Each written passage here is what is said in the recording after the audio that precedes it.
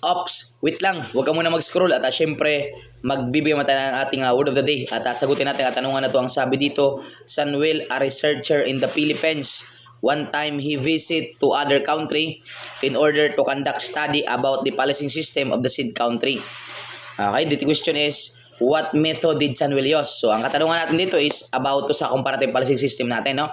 Kapag comparative policing system, ito yung pag-aaral ng pagkakapariha at pagkakaiba ng mga policing system in one country to another. So, ibig sabihin, that is called comparative. Kaya nga, compare. Ibig sabihin, pinag-aralan natin yung pagkakapariha at pagkakaiba ng mga policing system sa iba't ibang bansa. Now, may mga method tayo na ginagamit dyan. Pero ang katanungan sa atin dito, yung ating researcher daw ay mismong lumipad or pumunta sa nasabing country para mag-aral. Sabi niya dito, visit. So, ibig sabihin, pag sinabing visit, pumunta ka talaga. Okay, so now, letter A, safari method. Letter B, collaborative. Letter C, normal method. Letter D, lahat ng method. Okay, yung ating Charlie tsaka Delta, ikis na po yan. Dalawa na lang po pinakamalapit na sagot natin dyan is safari tsaka collaborative method natin.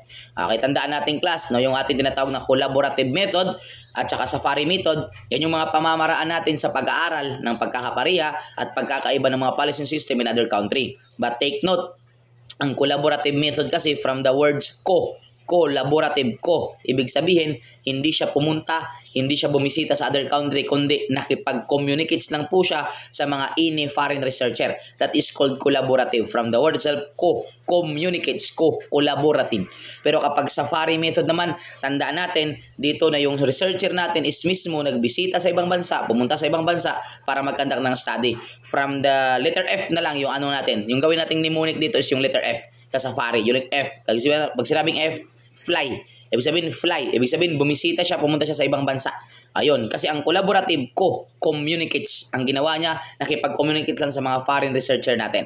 Okay, so yun. Sana nakatulong sa inyo ito. The correct answer natin dito is walang iba kundi yung alpha. Kasi visit to other country daw. Kaya kailangan natin ng comprehension talaga or analysis sa mga tanong natin. Okay?